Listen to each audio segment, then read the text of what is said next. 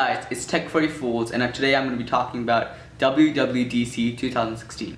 And what is WWDC? WWDC is Worldwide Developer Conference, and it's held by Apple since 1998. And it's gained a lot of popularity since 2007 and 2008.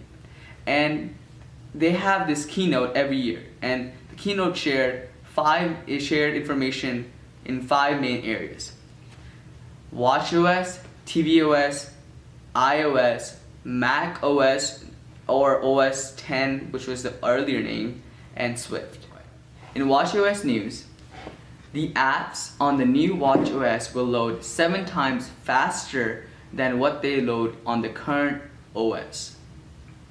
Now, another thing that they have added that I like very much is that they have allowed medical information to be put on your Apple Watch, as well as you can call emergency through your Apple Watch, and they will also send your emergency contact list a text message if an emergency were to occur.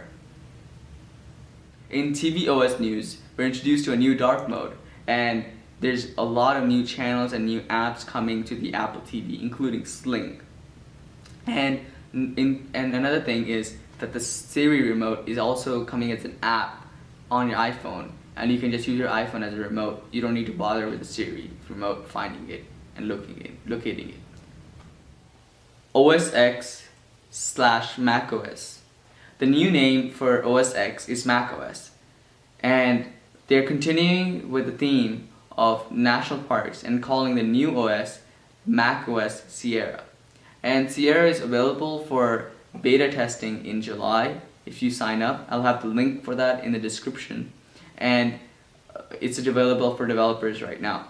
Now, Apple is really pushing the theme of continuity and is really using creating an Apple ecosystem with all Apple devices talking to each other. For a main example of this is the new Apple Watch.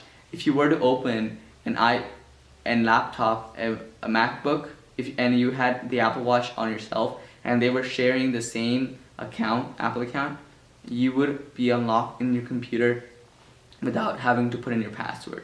And this was an example of how they're trying to bring all devices together.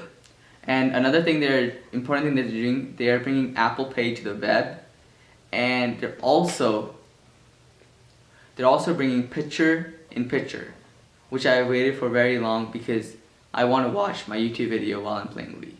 And that's basically it, except another important thing that they have added, which is they've brought Siri to the Mac. We don't know currently how we're going to access Siri, or is there going to be a separate function key, or you're going to use voice command to access Siri, but it is brought to it, and they are bringing a theme of transparency in notification. That's pretty much it for the Mac OS. In iOS news, the new iOS is iOS 10, and it is bringing a lot of things. Well, for one, they have put a lot of emphasis on messaging, and they have focused a lot on how you can use message.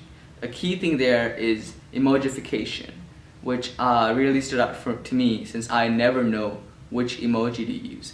It might sound like a gimmick, but I kind of am really excited about it, because what it basically does is you go through the text and it basically changes your text into emoji. But the sad part is that modern kids are never going to know how to write a text message without an emoji, regardless of proper English. Now, aside from that, you can focus on other stuff, like they're bringing Siri to third-party developers like Uber, Lyft, and they have shown a lot of demos where you can make reservation on Maps. And Maps is also opened up a lot more and become basically Google Maps, if you have noticed. Now, another thing that they have added to iOS is added to 3D touch capabilities. And they have also improved notifications, and they have made them smarter, and you can do more from your lock screen. They've also added another key feature, which I really appreciate, which is Rise to Wake, where basically you rise your iPhone and it wakes up, the screen lights up, and you can see. This is to bypass the problem that most people are having, because whenever they pick up the iPhone and they just put their finger on the finger scanner, it automatically logs them in. so they can't have the chance of just looking at the notifications. And another thing, because of that, they have to move the camera to the side. So you have to slide from the right to see the camera. And that's pretty much it. Swift. Swift is a developing platform that Apple is really pushing to promote their app stores and app development. And they have also made it very easy to learn by providing learning lessons on iPad on the Swift Playground. Thank you, and LCSS. Like, comment, share, and subscribe. It's your favorite YouTuber, signing out.